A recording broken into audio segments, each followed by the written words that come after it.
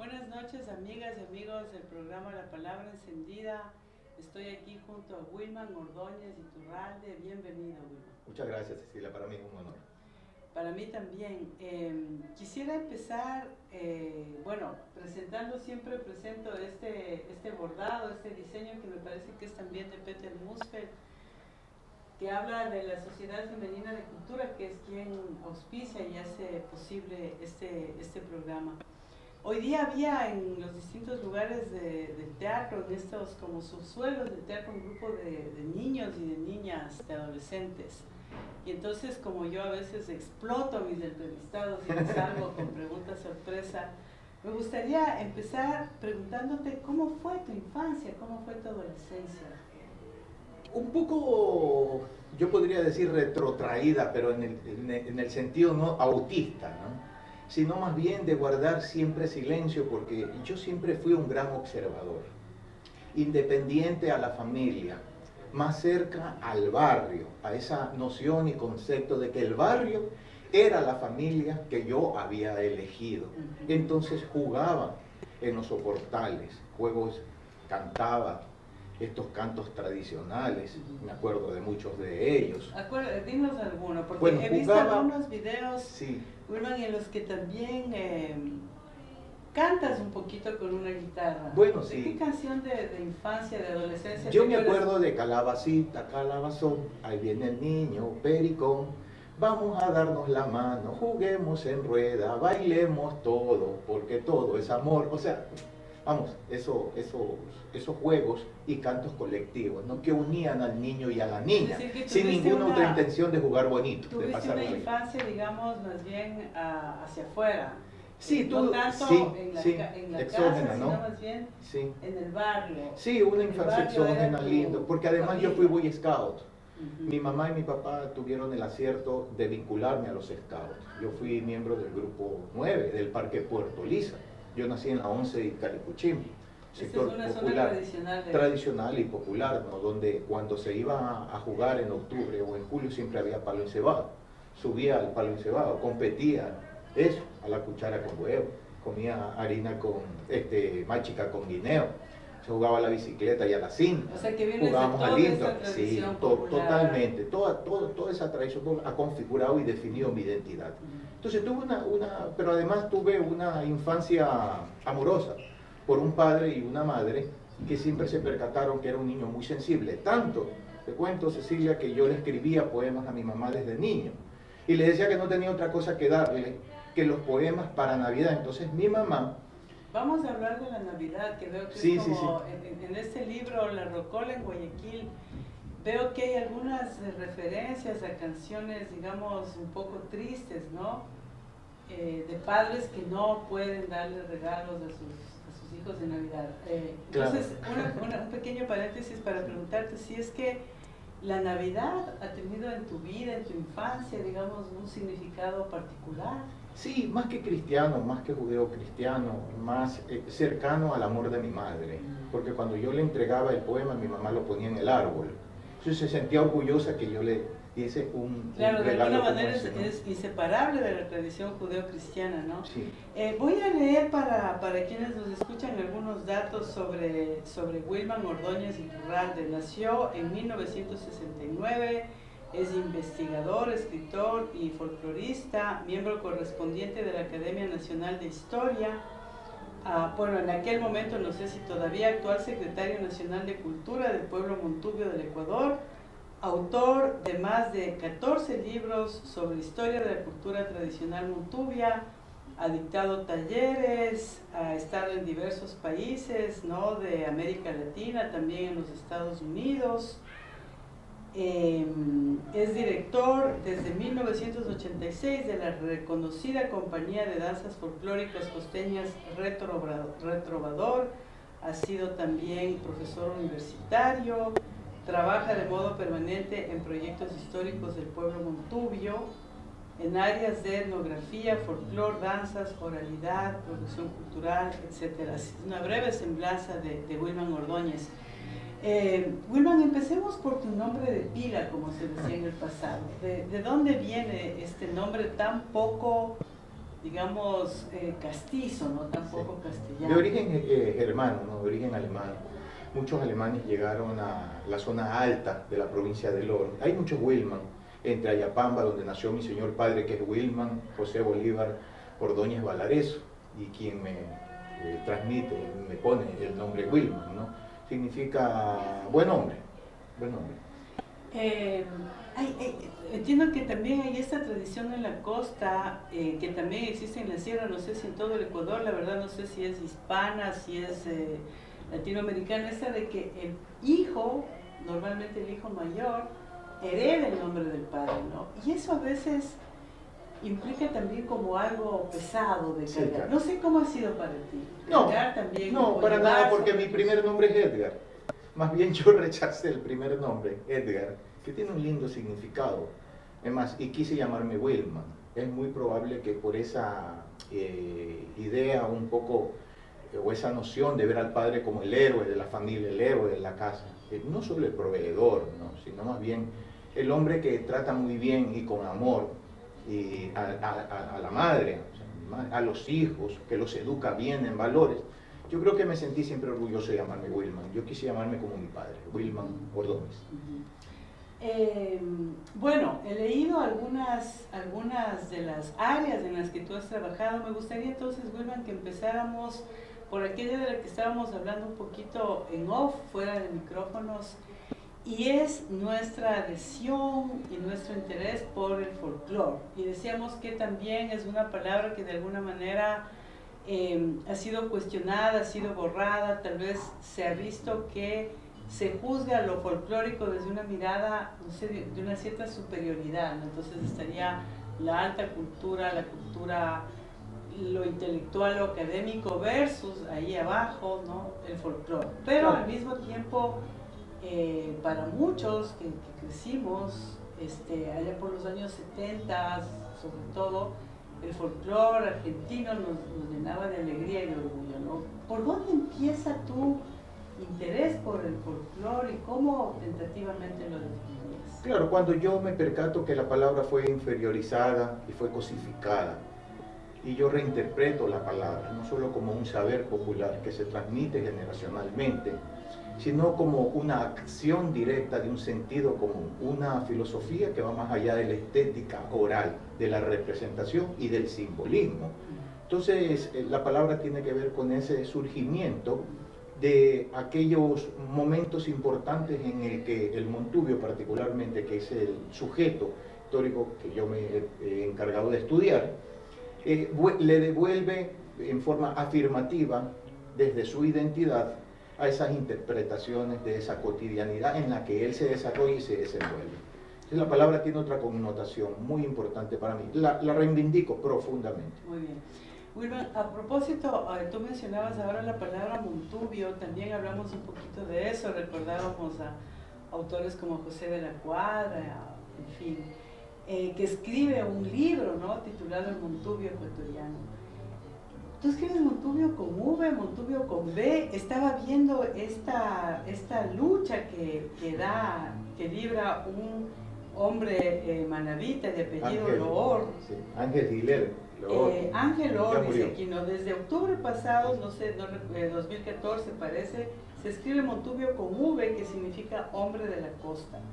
El cambio en el diccionario se dio tras 10 años de lucha del comunicador social manabita Ángel Loor de la Universidad San Gregorio de Portoviejo, porque la palabra Montubio con B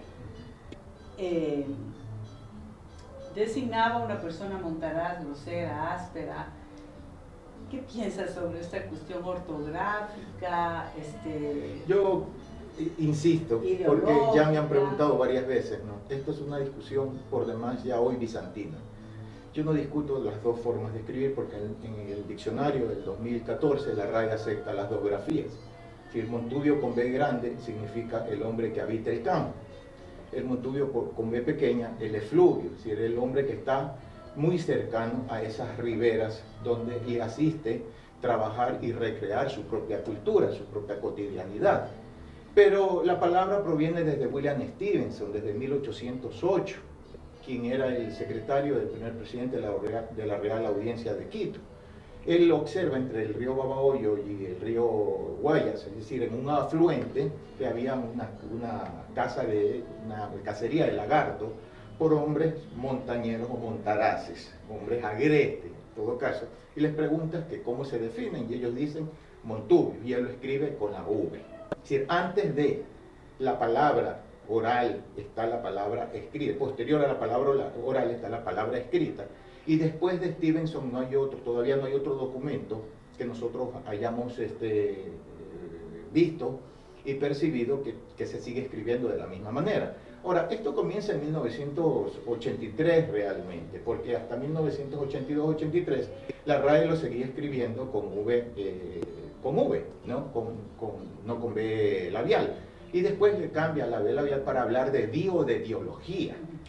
O sea, es como toda una historia. Sin embargo, déjame decirte que yo sí puedo entender, digamos, el afán de darle a la palabra montubio otra significación, porque, digamos, también en los registros más coloquiales, más difundidos, sí hay esta mirada de decir, es un montubio, como despreciándolo, sí, ¿no? como este hombre rudo, ¿no? Sí. Del campo. Pero te cuento una cosa, Cecilia. Yo escribí un libro que se llama Dumas Mora, el poeta de Carrizal, y Dumas Mora, cuando le entrevisté, ya murió. Era un amorfinero y decimista de Calceta. Él me decía que cuando un montubio, cualquiera de nosotros, citadinos, va a la tienda y pide sal, ¿con qué la pide? ¿Con S o con Z? Bueno, aquí no habría manera de... Sí, yo me quedo con eso, ¿no? Con ese ejemplo más montubio de la palabra no le importa tanto, le importan las condiciones de vida, claro, y cómo las condiciones crean su propia cultura. Las palabras al fin solo nominan la realidad. Finalmente, ¿no? Nosotros significamos, nosotros significamos la palabra, ¿no? Yo también creo profundamente en la palabra, lo que se dice con ella y lo que se deja de decir con ella, ¿no? Pero Montubio lo escribo con B labial. Yo insistí en mi último libro, Corazón de Palo Santo, que te lo voy a hacer llegar, que lo presento el 29 de agosto en el Museo del Cacao. Yo insistí en seguir escribiéndolo con B labial, pero con B antilabial, ¿no? Para esa tradición lingüística desde 1808. Voy a levantarme para enseñar este libro tan precioso, ¿no? Este libro titulado Amor Fino. Me da la impresión de que en algunos momentos de este libro, no estoy segura si vi también separada la palabra, puede ser, amor fino. Sí, ¿no? claro, porque viene el amor cortés del amor de los juglares medievales, del amor antiguo. Entonces la palabra, según el cronista Modesto Chávez Franco, no se escribía unida, no era amor fino, era amor fino, fino amor, pues el amor bonito, el amor cortesano, o sea, el amor como linda o como bella te quisiera ver pasar por un pasamano de estrella y un puente de cristal. Luego viene el amor de doble sentido, el amor ese picaresco. ¿Qué amor de versos son? ¿Son octosílabos? Son octosílabos, son cuartetas, son octosílabos, son redondillas también. Hay sectillas, hay quintillas. El octosílabo, digamos, del amor fino se distingue de la décima porque la décima totalmente, son de 10 versos. endecasílabos. Sí, son 10 versos. ¿Son 10 versos octosílabos? Sí, son 10 versos octosílabos también. El octosílabo es característico, ¿no? De la copla popular, de la copla andaluza, de la copla oral, granadina, de la copla de Cádiz, de la copla de Sevilla, de donde viene la música y la danza nuestra. También el traje regional andaluz es el mismo traje que se asiste, define y afirma la cultura montubia entre el siglo XVI, XVII y XVIII. Es decir, que hablamos de una tradición profundamente española, castiza, ¿no? Árabe española, ¿no? Por la misma guitarra, ¿no? De origen árabe español. La misma guitarra que es el instrumento hoy moderno, es el único instrumento que pudo pervivir en cuanto a la copla popular, que es el amor fino, y al baile de golpe tierra y zapateado, que es su propia danza. Ya nos vas a explicar un poquito lo del baile, que me parece fantástico. Quedémonos un ratito con los amorfinos, ¿no? Leía que, digamos, uno de los temas que abordas en tu libro es los amorfinos, pero están también las décimas de pie cortado, las espinelas. Y cuando leía un poquito tu libro veía que se hablaba, por ejemplo, de la rima pareada, de la rima alternada, de la redondilla. Quiero decir, la curiosidad que tengo es, ¿tú has estudiado formalmente, por ejemplo, literatura? No, para nada. Tú eres un autodidacta. Yo soy un autodidacta de estudios empíricos, ¿no? de la tradición oral. O sea, yo me acerqué al folclore justamente a través de la música y de lo que esta música estaba contándome a mí. Y con ella también me acerco a la danza de origen popular.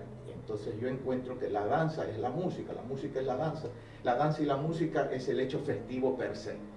Es todo un conjunto de tradición y costumbre que se recrea y representa en un momento determinado en la historia de los montubios, pero de una forma no formal, de la misma manera con que la tradición oral es la que me invita a escuchar y a bailar. Entonces, ¿tú bailabas? Yo bailaba, yo fui bailarín. ¿Qué pasó hasta cuándo bailabas? ¿Qué pasó después? Me hice historiador, me hice investigador de campo, me hice etnógrafo, me hice escritor. Entonces quería un poco resignificar estas historias y estas narrativas orales que me estaban contando el pueblo montubio. Decir que fui ese sujeto que en línea de continuidad entre Rodrigo de Triana y Guido Garay continuaba yo, porque Rodrigo era el investigador de la música y la danza, Guido Garay también, y yo seguí siendo el investigador de la música y de la danza. Claro que yo sí tengo una formación autodidacta de antropología cultural, de sociología de la cultura, de política, entonces todo eso vino un poco a configurar otras nociones del folclore, de la tradición y de la cultura. Yo recuerdo algunos libros de folclore, me parece, por ejemplo, el de Pablo de Eduardo Neto, recuerdo haber importante, con Pablo. mucho interés, ¿no? Sí, pero fue superado, Pablo. O sea, lo que no ha sido superado un poco es esa metodología y esa teoría que él aplica para Latinoamérica, ¿no? En la que dice que es folclore paraescatológico, folclore criminalístico, folclore social. Yo estudié el folclore social, pero también el folclore poético y el folclore mágico. Porque me parece que este folclore escatológico, digamos, bueno, hablemos un poquito del amor fino, y yo creo que podríamos hablar de tantos y tantos temas, pero veía un subtítulo allí en el que decía, el subtítulo decía el machismo y el amor fino. Sí, entonces, a mí me gustaría preguntarte sobre, digamos, vivimos en un mundo, estoy segura, regido por normas propias del patriarcado. Sí, sí. Creo que las mujeres todavía somos invisibilizadas en muchas esferas. Creo que a veces a las mujeres simplemente no se nos cree muchas cosas que decimos. Digamos, el amor fino puede tener una mirada de la mujer como una cosa, como un objeto, a placer del hombre. Yo he defendido mucho este tema, ¿no? Si bien hay no exagerado machismo, sí hay un machismo per se, pero hay machismo también, esta modernidad en la violencia intrafamiliar, en el que la mujer se permite ser cosificada en la televisión ecuatoriana moderna. Decir que no es en el amor fino es un arte oral, es una estética y es una representación, es un canto y es una forma de comunicarse con el otro. Ahora, la mujer pasa a ser el alter ego de él, es decir, cuando está en contrapunto, lo que se define como un contrapunto, es decir, yo digo un verso y la otra me contesta. Ella es mucho más, en ese momento, mucho más valiente, más valerosa, más, no podría decir más mujer en ese sentido, ¿no? Porque sería más varón, entonces el otro menos varón, no lo defino por allí. Pero sí está puesta como esa mujer que planta al hombre en un momento determinado de la representación. Hay un duelo verbal y un duelo que permanece hasta el día de hoy. Hasta el día de hoy. Es decir, si bien ya no hay contrapuntos, desafíos y pullas de amor finos entre mujer y hombre, realmente es una representación iconográfica y muy simbólica. ¿Por qué? Porque antiguamente no era así. Desde el medioevo hasta llegar a España, donde se configura el gran Al-Ándalus, y hasta llegar a América Latina a través del puerto de Cádiz y llega acá al litoral ecuatoriano, no se representa y no se recrea. Eran dos ríos, eran dos comunidades. No era una mujer contra un hombre contra una mujer. Digamos, yo tengo como presentes algunas lecturas, ¿no? Por ejemplo, las de José de la Cuadra, en los Sangurimas, ¿no? Y en esta lectura, digamos, sí se habla de este hombre de Ñón Nicasio, ¿no? Preciándose de su virilidad y de cuántos hijos ha engendrado y del poco apego de este hombre hacia tanto sus mujeres, porque son varias, como hacia sus hijos. Sí, también visto desde ese mundo agreste, ¿no? Aquí volvemos a la palabra, Cecilia, volvemos a la B o a la B. O sea, ¿qué es femenino, qué es masculino? En torno a la palabra. En la palabra no hay género, se define desde allí. Pero pasa lo mismo con esto de Ño Sangurima, ¿no? Allí sí hay un folclore más bien criminalístico, más que un folclore machista, un folclore criminal. Es decir, hay asesinatos, hay violencia, hay violaciones. Pero si tú lo pones en línea de continuidad con el tiempo actual, yo siempre estudio la tradición con la modernidad, si no, no podría entender la tradición, ni la modernidad misma, pues estos aspectos de la criminalística ya no están en el cuatrerismo, está en la violencia urbana. ¿Cómo explicas la violencia urbana si no entiendes la historia tradicional? Me parece muy interesante lo que planteas, porque íbamos a dejar el tema ahí porque quisiera que habláramos de cuestiones más optimistas, ¿no? Sí. Pero tal vez, digamos, la criminalística tiene que ver justamente con un tema de feminización, ¿no? Sí, porque, sí. digamos, las víctimas de los crímenes, tanto en los Sangurimas cuanto en la vida contemporánea, resulta que hay muchísimas mujeres, ¿no? Entonces, es como que el crimen y el homicidio tienen entre sus víctimas favoritas, privilegiadas a aquellas mujeres. No quiere decir esto que la violencia no nos atañe a todos, ¿no? Sí. Voy a leer el primer párrafo del libro de Wilman titulado La Rocola en Guayaquil. Tiene un prólogo de Ángel Emilio Hidalgo, también colega en la Universidad de las Artes, historiador, musicólogo. Veo que tienes algunos textos precedidos por él. Háblanos un poquito de... Pero leo el párrafo antes de que nos hables de Ángel Emilio. Fíjense cómo empieza, ¿no? Dice: es posible que mi madre me haya cantado múltiples canciones de rocola cuando habité su bienaventurado vientre. A los 10 años fui consciente de que cantaba rocola escondido entre zaguanes pajeros y primas alocadas que jugaban conmigo el papá y la mamá y a la botellita. Mi padre, en cambio, escuchaba y escucha country y rancheras. En mi juventud, provisto de otros sentidos sónicos, fue la música campestre norteamericana la que me vinculó a las películas de vaqueros y estos a su vez a los rodeos montunos.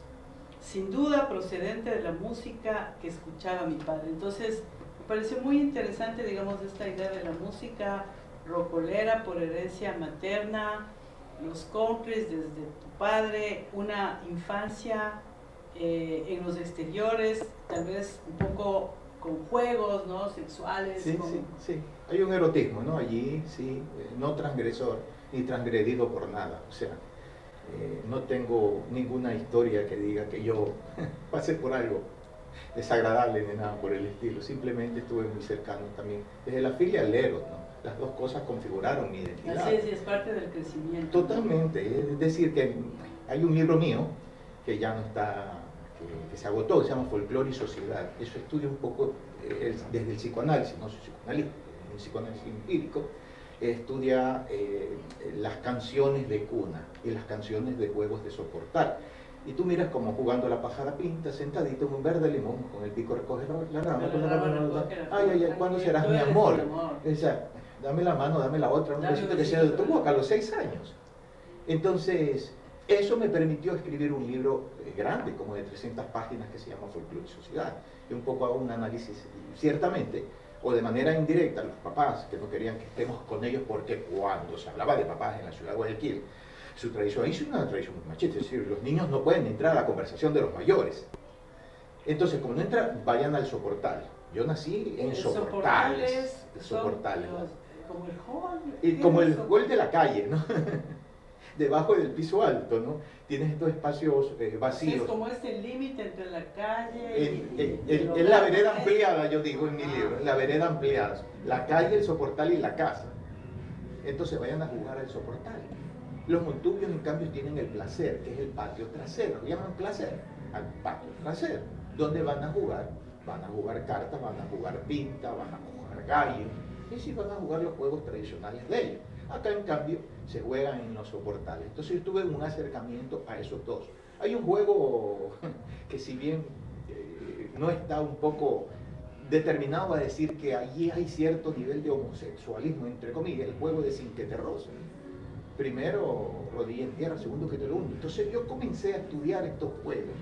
Dije, ¿cómo eso puede llevar creo que Hernán Rodríguez repensarse? tenía todo un libro, unos diccionarios que eran sobre todos los términos de la sexualidad, ¿no? Todas las maneras de nombrar la sexualidad, y sin duda tal vez parte del crecimiento adolescente es también esta experiencia fraterna con el otro, ¿no? En el caso del chico con el otro, de las chicas con las y el otras. descubrimiento también, y eso ya es muy freudiano, ¿no? O sea, el descubrimiento sexual, pero también viene Jung aquí a decirnos de que allí hay una simbología, ¿no?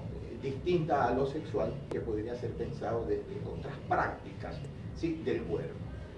Wilman, ¿qué es, aparte de ser un género musical, digamos, la rocola es un aparato, es un objeto, es un instrumento, ¿no? Porque aquí dices en un momento dado, la rocola como objeto reproductor de música, entre paréntesis, sinfonola, Sí, sí, y la música misma per se. Entonces yo pensaba en un aparato que yo vi alguna vez que era una vitrola, sí. aquí mencionas la sinfonola, y pensaba en 100 años de soledad, en novela en la que aparece un italiano llamado Bruno Crespi, que lleva una pianola.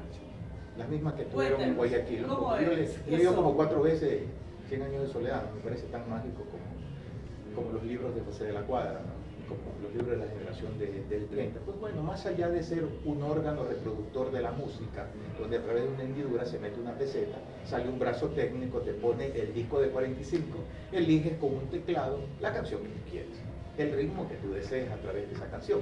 Es una manifestación cultural de una cultura despechada, pero también de una cultura lúdica y una cultura de la soledad, una cultura también del desaire, del desarraigo, no del arraigo, una cultura del desarraigo. O sea, va más allá de esta caja reproductora de sonidos a través de discos de 45 RPM, que eran los únicos discos que estaban dentro de este aparato. Este aparato viene desde el siglo XIX, es un aparato realmente norteamericano, las antiguas jukebox. Esa es la rocola. La rocola. La rocola es el aparato. Una monedita y eliges, ¿no? Pero ahora, rocola no es que compraba todo el mundo. Un monturio no podía comprar rocola. Un obrero, un estibador, el bananero no podía comprar. Ahora, para estudiar la rocola hay que estudiar el tema de los estibadores bananeros. Por a través de ellos es que la rocola llega y se va a ese submundo y se va a la melopea. Y desde la melopea se recrean. O sea, ¿quién compra la rocola? Mira, hay un artículo del 19 de julio, si mal no recuerdo, de 1965, donde traen a través del puerto como 100 rocolas, pero la rocola costaba 65.000 sucres. Estás hablando de $12.000. Me parece que sobre todo estaban en salones, ¿no? Entonces llegan acá, ¿no? A las riberas del río, o de la ría, como quieran llamar a Guayas, viene y la traía gente de una condición social, económica alta, que era la que compraba, y los metía en las cantinas, en las fondas, en las chinganas, en las chicherías. Entonces lo que hacía era como que el dueño de esa cantina, que podía ser un chino, como podía ser un blanco mestizo, podía ser un tuyo, entonces se la alquilaba, y ellos iban y cobraban los fines de semana de su rocola, todo lo que sea, y le dejaban un porcentaje al dueño de este espacio de recreación simbólica, ¿no? Así, de esa forma va un poco definiéndose una identidad rocolera, que va más allá también de la palabra rocola, ¿no? Pues, bien viene de un señor David Rocola. Es totalmente un género, es una manifestación, es una representación que va más allá de este aparatillo, ¿no? de esta sinfonola. Sinfonola le llaman en México, bellonera le llaman en Colombia, es decir, hay otros países que tienen otra denominación. Para la misma rocola, aquí llegaron las Jaime, ¿Tú dirías que, digamos, si pensamos, no sé, pues en estos compositores tradicionales de los pasillos, si pensamos que los propios poemas de Medardo Ángel Silva, me parece que hay algunos textos de Rosario Sansores, ¿no es cierto?, de los decapitados, ¿no?, convertidos en bellísimas, bellísimas canciones. ¿Tú dirías que en términos, sin que queramos ponernos así como de jueces, ¿no?, de la moral y de la academia, pero tú dirías que en términos de los textos hay una diferencia entre el pasillo clásico, por así decirlo, sin duda y la rocola? Sí. Y aquí voy a decir algo de tu amadísimo Aladín. Ah, sí, claro. Amadísimo, y no lo conozco todavía. ¿Qué dirías? Sí. ¿Hay una diferencia? Sí. ¿Por qué te decantarías más? ¿O cómo leemos estos fenómenos? Sí, por los dos. El pasillo romántico, tú sabes que yo, que eres una experta de literatura y docente, el romanticismo llega tardíamente a Guayaquil, y llega tardíamente ya un poco para fraguar el suicidio, mi lectura.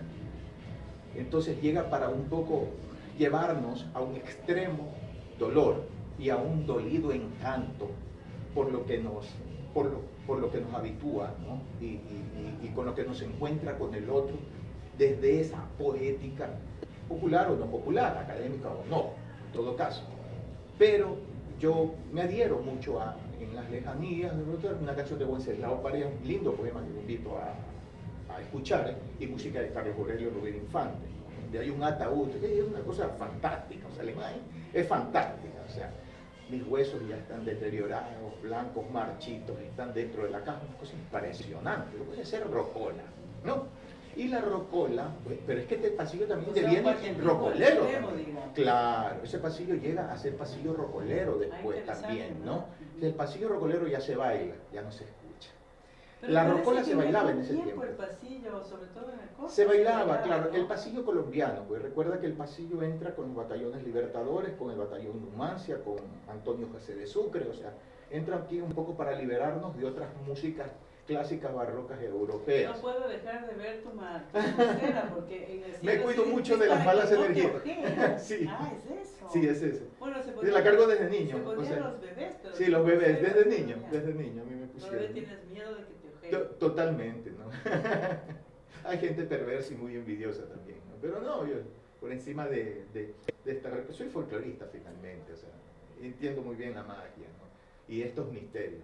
Pero bueno, y la rocola posteriormente como tal tiene varias entradas, o sea, si bien la boca de entrada es el puerto de Guayaquil, tiene otras lecturas, otras miradas, otras llegadas también, desde el puerto Callao, desde Colombia mismo, Alcia Costa por Colombia, Cecilio Alba por el Perú.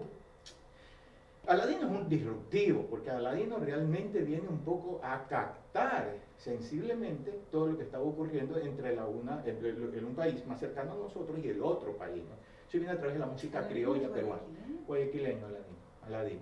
Pero antes de Aladino ya había rocola, pero no se definía como tal, ¿no? El mismo pasillo puede ser considerado. El mismo paso doble, el One Step. En algún momento tú dices, me parece que para no psicoanalizarse, digamos, los hombres oyen Aladino. Y yo digo, tal vez estos hombres, digamos, que sufren tanto por amores contrariados, sí, no les vendría mal, ¿no? Un psicoanálisis. Para nada. Dicen los argentinos que son los que tienen más psicoanalistas que todos los países latinoamericanos. Creo que cada dos baldosas hay un psicoanalista, ¿no? Yo creo que en cada dos cantinas aquí siempre hay una canción de rocola que te permite un poco entrar en ese lenguaje tuyo, en esa naturaleza que en ese territorio. O sea, te puede permitir eso, pero en lugar de propiciar, digamos, una especie de procesamiento y de superación, te hunde más en el trauma, digamos, te hunde, te subsume en el trauma, no ves la manera de salir. Yo tengo historias con mi padre. Mi padre es un gran relatista o relatador, o sea, contador, narrador oral. Mi padre me ha contado muchas historias cuando llega desde la provincia del Oro. Papá tiene 80 años, un gran conversador, Yo hablo mucho de mi padre en la mayoría de mis libros. Entonces mi padre decía que él llegaba aquí, no tenía amigos, se iba a una cantina solo. Pedía una biela, pedía una cerveza. Las pescuezudas le llamaban a las cervezas grandes, ¿no? Y en esos banquitos de madera iba con su platita, ponía un sucre, escuchaba la música que él quería y no se hundía en nada. Más bien era un hombre que provenía del desmonte y de lo campesino, a cosa de una noción de superarse. Llega a Santa Rosa, estudia para ser profesor, no ejerce, pasa a la ciudad de Guayaquil muy joven y dice que también en ese entorno los mismos estibadores de ese tiempo eran hombres que querían superarse, no eran hombres subsumidos en la tragedia, en la depresión. Más bien hoy la modernidad está llevando al despecho, está llevando a la violencia intrafamiliar. O sea, hoy escuchas una rocola, es muy probable que la escuches para suicidarte, para matar, para tal. Pero hay otra gente que escucha, yo escucho rocola por mi madre, está bien dicho en el libro. Pero mi madre la cantaba porque le gustaba, y cuando le preguntas a mi mamá, que tiene casi 80 años, que por qué, es porque me gusta, o sea, es muy probable. Yo fui alumno de Miguel Donoso Pareja, ¿no? Siempre decía Donoso que el gusto es gastronómico, ¿no? Va más allá del estético. Pero le gustaba, mi madre dice porque me gusta, pero no porque le duele algo, no porque siente algo, no porque tiene tristeza, le embarga. Mi hermana muere a los 33 años. Entonces me dice, no, me gusta.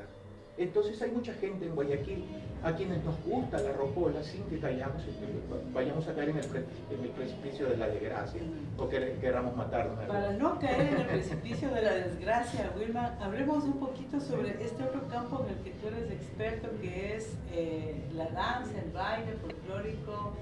Veía que en 1986 se funda este grupo que se llama Retrovador, y claro, me llama la atención el título, ¿no? Porque retro, me parece que la música retro, no sé, la música antigua, ¿no? La música pasada. Es como, o pasada de por un moda. lado está el trovador, ¿no? Que sería esta idea del poeta, del juglar, del que va por las calles, por las plazas, recitando sus textos. Háblanos de esta experiencia y cómo en los actuales momentos es recibido un espectáculo. Has interpretado muy bien la palabra retrovador, porque no existe en el diccionario. Claro que sí. Retro sí, no, retroexcavadora también, retrovador no. Justamente esos trovadores y bailarines antiguos del medioevo que tradicionalmente estaban, y de forma muy inquieta y más cirquera, ¿no? Cantan, si bien al rey en ese tiempo, pues hoy no. Esos mismos trovadores que hoy se llaman amorfineros, decimistas, juglares, etc., ¿no? Y bailadores de la boca, yo siempre digo, bailadores del verbo, porque la danza nace en la palabra. Volvemos a la palabra, que es tan hermoso, ¿no? Nace en la oralidad, nace en el arte oral, porque el baile no se puede reconocer si el otro no te indica que es un baile lo que está cantando, que es una danza y no es una canción. ¿No te parece que el baile, digamos, surge exclusivamente del cuerpo? No, del cuerpo, bueno, en la historia de la civilidad de la danza, hablo de la civilidad más allá de lo tribal, que era primero la música, el toque, el tambor, lo percutivo, etcétera, ¿no? No, nace primero en la palabra. Si estudias la historia oral montuvia, vas a encontrar que cuando alguien dice, y yo bailaba el tábano, sí, primero te lo hablan, primero lo manifiestan, después te bailan el tábano. ¿Qué es el tábano? Una polca de pie cruzado. Taco y punta, vi unos videos de estos bailes y me quedé impresionada. ¿Es la polca de origen europeo? Sí, de origen checa, de origen polaca, etc., ¿no? La polca llega un año después de la Revolución Marxista en 1845. Es decir, polcas hubo en el siglo XIX, pero polcas no hubo en el siglo XVII, XVIII, cuando sí habían cracovianas, minúes en Guayaquil, contradanzas, mazurcas, o sea, bailes poloneses, se bailaban en la ciudad, ¿te imaginas? Eso lo cuentan los viajeros. Nosotros como historiadores somos estudiosos de los viajeros. Claro, estos libros de viajeros. Los libros de viajeros es una gran cosa fuente, ¿no? Y a pesar de que te hablan de dos líneas nada más, porque te dicen, se bailaba minuet. Bolívar bailó minuet. Y yo tengo un texto que sale en mi nuevo libro que dice, mientras minuet bailaba Bolívar, polka bailaba Alfaro. Entonces hago un diálogo entre ese Bolívar aristocrático y este Alfaro venido del cholo más popular de esa criollada montecristense, ¿no? Pero en todo caso, así nace el retrovador. Entre el baile, así nace. Así nace, sí, es que nace primero a través de la parte. Un poco yo me encuentro en 1986, estudiaba sociología, no terminé. ¿Cuántas carreras abrumadoramente abandonando? ¿Cuántas? ¿Muchas? Sí, muchas. O sea, ¿has empezado? Sí, porque ocurría algo, había un silenciamiento con lo montuyo y había un vacío total entre Rodrigo y Guido. Yo sí puedo decir... ¿Rodrigo y Guido son? Rodrigo de Triana, el pionero de las investigaciones, Guido es otro investigador social de la música y del baile, pero el alumno directo y el único alumno más prestigioso y más chévere que tuvo Rodrigo de Triana. Y yo fui, podríamos decir, alumno de Guido también, ¿no? Porque Guido me contó muchas historias. Yo no alcancé a Guido Garay. Muchísimo, bastante, harto. ¿Y entonces te parece que en estos espacios académicos lo montuvio no tenía cabida? Aún no tiene cabida. Y por eso los dejabas. Aún no tiene cabida. Lo montuvio siempre es invisibilizado. La academia no vive a espaldas de lo montuvio. ¿Te parece que podríamos también estar formulando una especie de idealización de lo montuvio? No, para nada. Que no nos permita ver. No, Cecilia. ¿O crees que algo de lo montuvio Yo ya superé superado? la idea romántica e idealizadora de lo montuvio. Pues, yo cuando idealizo como idealizaron los cronistas de Guayaquil a lo montuvio en la época del periodo liberal radical. Hasta ahí llego idealizando a lo montuvio. Después en el siglo XX ya no. Se obreriza, lo campenizan, lo desetnizan, entonces nos vuelven un sujeto totalmente que una carne de cañón que participó junto a Negro, que se decía Negro todavía, no afrodescendiente en ese tiempo, en las guerras montoneras y chapulas. Pero hoy no. Hoy, ¿cómo entra lo Montubio a la academia? A través justamente de estas estéticas populares, del folclore, de la subalternidad.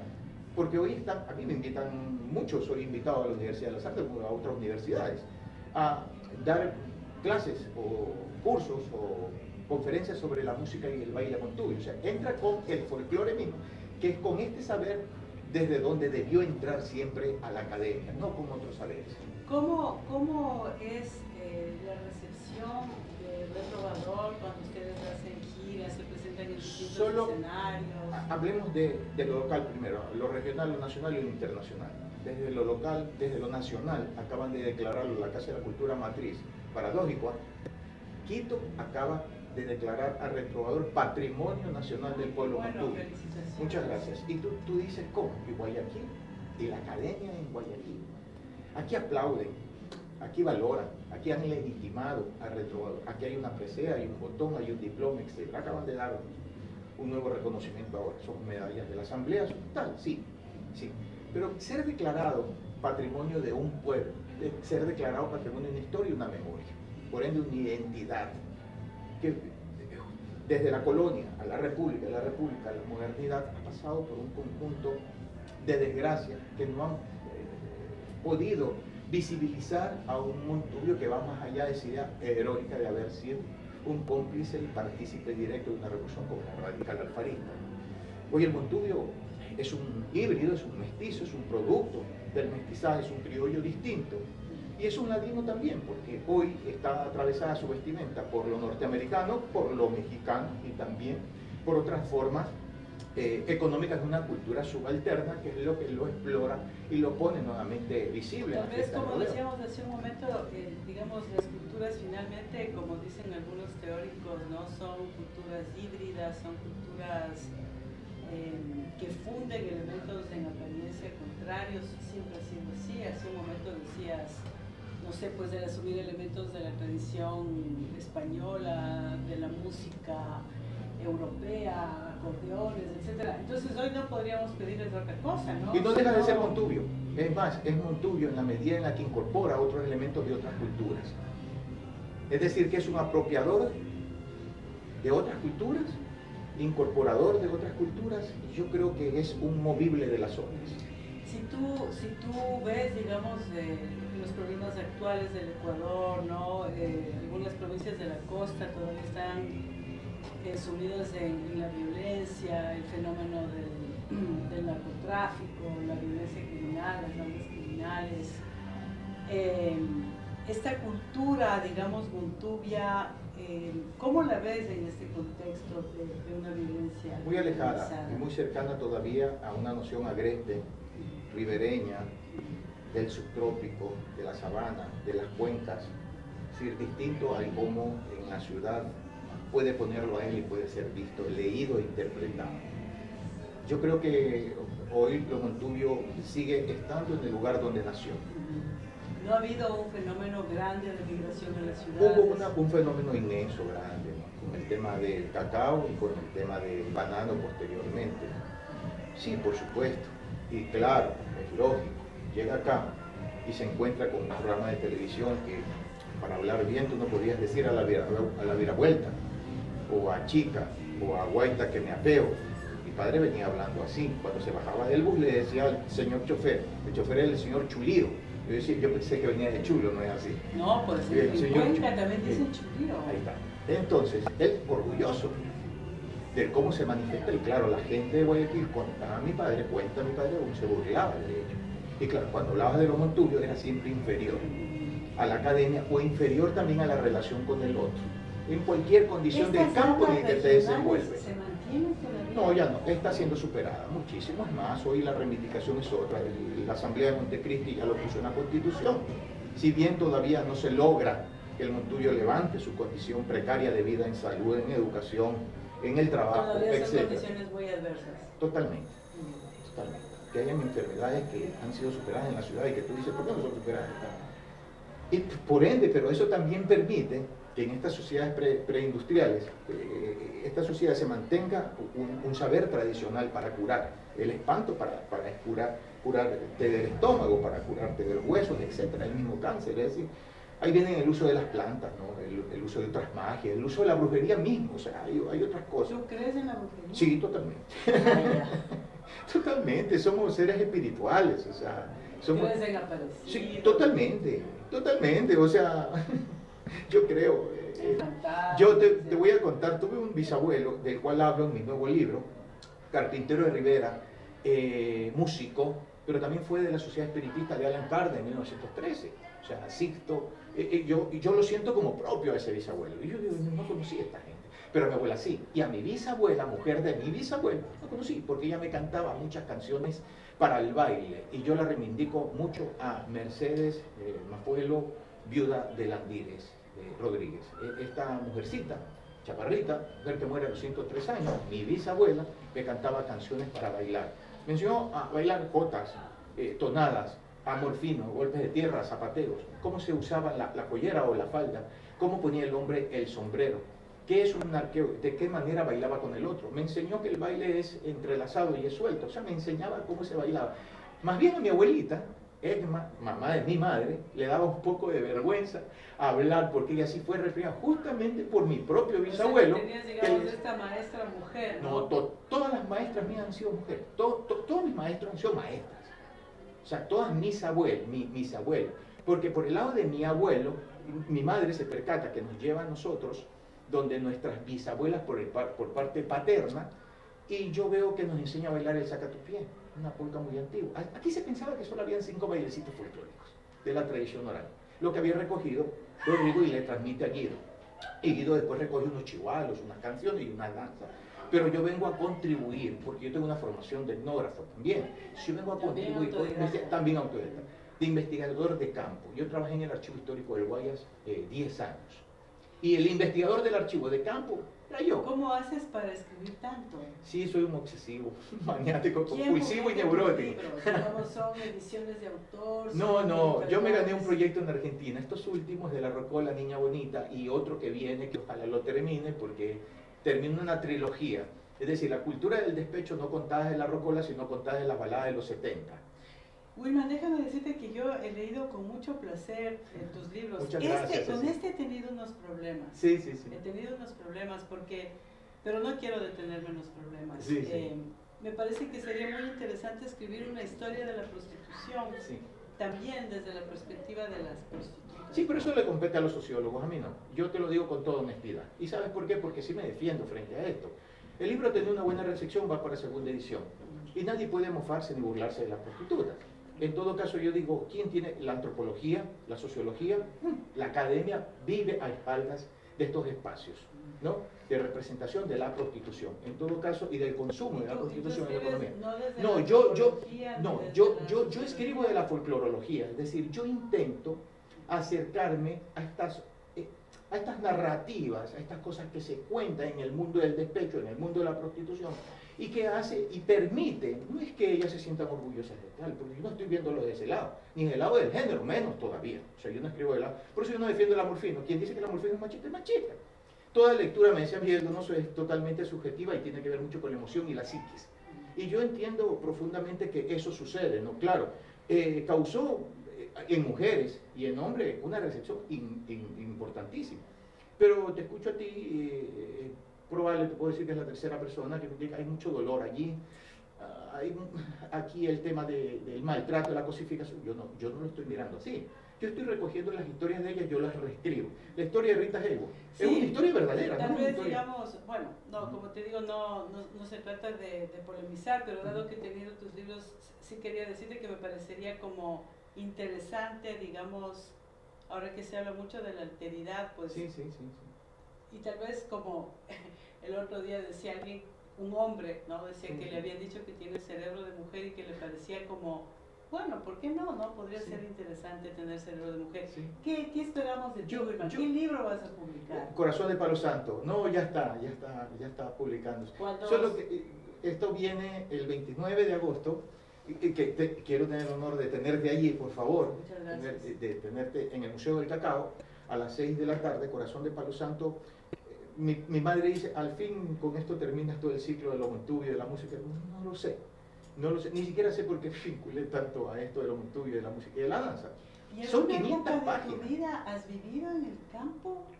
Fíjate que no, yo soy un porteño montubio, sí, soy un porteño, no montubiado, montubio, por la honra de la ancestralidad y de la historia mía, por el lado materno, por los ríos, los Iturralde, de origen vasco, y por el lado de mis padres, orense, ¿no? Desde Ayapamba, desde el subtrópico hacia el trópico, ¿no? Esto un poco ha hibridado y definido mi identidad, lo que yo soy, lo que quiero finalmente seguir siendo, ¿no? Es un libro bonito, no es porque es mi libro, es que estoy tan encantado de ese libro. Primero lo auspicia la empresa privada, Almacenes La Ganga, para quien estoy completamente agradecido. Con el apoyo del Museo del Cacao y de Mariuxi García, su directora, estoy completamente agradecido. Un libro de 500 páginas. ¿Cómo? Corazón de Palo Santo. Bueno, Rama de Palo Amarillo. ¿Por qué me has llevado al desencanto? ¿Por qué me has llevado al encanto si me has de echar al olvido? Tiene que ver con el primer verso de un amor fino octosílabo, bonito, de tradición. Siempre el amor y el desencanto están como juntos. Bueno, ya saben nuestras amigas, nuestros amigos que habrá este lanzamiento, un nuevo libro de Wilman Ordóñez. Quisiera hacerte unas preguntas así como bien cortitas. Perfecto. Te agradezco mucho por yo estoy muy contento contigo y además que me invites, es un honor para mí conversar contigo. Explícame como si yo no supiera, porque la verdad es que tampoco lo sé. ¿Qué es un recinto? ¿Es una categoría jurisdiccional? Geográfica más, sociopolítica, ¿no? Y territorial. O sea, es un espacio pequeño. El caserío es mucho más pequeño. La tablada es más pequeño que el caserío. Que el recinto. O sea, el caserío... Tabladas, caserío, recinto, vienen parroquias. ¿No? La tablada es más grande que el recinto. No, las tabladas son mucho más pequeñas, porque son puntos específicos en una geografía determinada. Dime algunos nombres de recintos. Ay, no, pues ya es muchísimo. Están relatados. Hay uno que se llama en Manaví, a ver, un recinto, el Placer, o sea, un espacio simbólico y territorial. Acá un recinto que se llama Mojahuevo también, que uno dice, que al pasar, uno dice, ¿y esto qué es? ¿Un caserío? O sea, los nombres que le ponen tienen que ver con la familia, muchos. Tiene que ver con lo que te puede pasar. Y sabes que tiene que ver con la familia y con lo que te puede pasar, completamente cierto. Y con lo que traes de la ciudad también. Y un poco significas a través de la palabra ese nombre y ese espacio determinado. ¿Tú crees Me río mucho porque yo casi no trabajo el tema de los nombres de los recintos. ¿No? ¿Crees en los fantasmas? Sí, totalmente. ¿Crees en Dios? Creo en el universo, creo en que hay algo superior. Soy un agnóstico. Soy un agnóstico, defiendo el agnosticismo y también creo profundamente en los misterios de la vida, creo en el chamanismo, creo en la ancestralidad, creo en que hay entes que están aquí, que nos cuidan, creo en los ángeles. Cuando me dicen creo en los ángeles, creo en Dios, está bien, creo en Dios, si creo en los ángeles, creo en Dios, sin duda. O sea, pero en el concepto judeocristiano no. Pero en el concepto de la ancestralidad que me transmite a mí estos valores importantísimos, de estas profundas creencias de lo divino. Entonces, ¿hay algún nombre de mujer que te guste? Sí, Valentina. ¿Algún nombre de hombre? Sí, es que me vas a hacer como dar mucho sentimiento. Antes de yo vincularme a la danza, yo fui un músico de la música protesta, de la música revolucionaria, de un grupo que tuve que se llamó Solidaridad antes de tener Retrovadores, tanto el maestro Guido Mesa, que me conoció como músico antes de bailar, Salvador. Y tiene que ver con Cristo, y tiene que ver con esa idea de Cristo redimido, ese redentor, con ese héroe personificado en que yo quería ser justo. Tengo valores importantes, soy un caballero, no pueden decirme porque yo escribo esto soy un machista, me descalifican totalmente, ¿no? O sea, el que me quiera descalificar, me está descalificando. ¿Qué piensas del feminismo? En pocas no, palabras. Bueno, es un... Pero es que esta es la parte... bueno, poquísimo, es un derecho ganado por las mujeres y lo que no me interesa ni siquiera, ni me acercaría a ese tipo de feminismo, es el extremo como el extremo del machismo. O sea, y yo respeto profundamente, como también respeto... Aunque son categorías completamente distintas. Completamente distintas, pero es un derecho ganado. Quedémonos con eso. Derecho ganado. ¿Tu baile, el ritmo que más te gusta? La polka, Retrovadores, famosa su estilo, su escuela, su representación, su academia, sus bailarines que son muy profesionales, sus músicos. ¿La montaña o el mar? La montaña y el mar. El mar para observarme, para ir al interior, al espíritu mío, y la montaña para ir al exterior, a lo endógeno, para observar a ellos y también observar la naturaleza y el medio ambiente. ¿Tu árbol favorito? ¿Mi qué? Árbol. No, pues el matapalo, como todo buen montubio, y el guasango también, el palo prieto también, y el ceibo. Hay varios. ¿Tu flor favorita? Sí, yo creo, no sé si es flor, el clavel. ¿El clavel? El clavel, Sí, pero muy español, ¿no? Muy español, pero también muy curativo, muy sanador para el espíritu, muy sanador para la familia, muy sanador para la amistad. He estudiado mucho el clavel, me gusta mucho. Todo lo que tiene que ver con esta... Sí, me quiero acercar a la arbolaria, y esto un poco te lo digo rápido, porque a mi bisabuelo, por parte de papá, que también lo tengo estudiado en mi nuevo libro, era un amorfinero, herbolario, y cuidador de los huaqueros, porque él estaba en un espacio que era propio de él, que después lo perdió, donde había mucha arqueología, ¿no? Qué lindo, vamos a quedarnos con la fragancia y el rojo de un clavel. Sí, Muchísimas gracias. Muchas gracias, yo estoy muy contento, gracias a ti, a tu programa, y pues que tenga larga vida. Muchísimas gracias.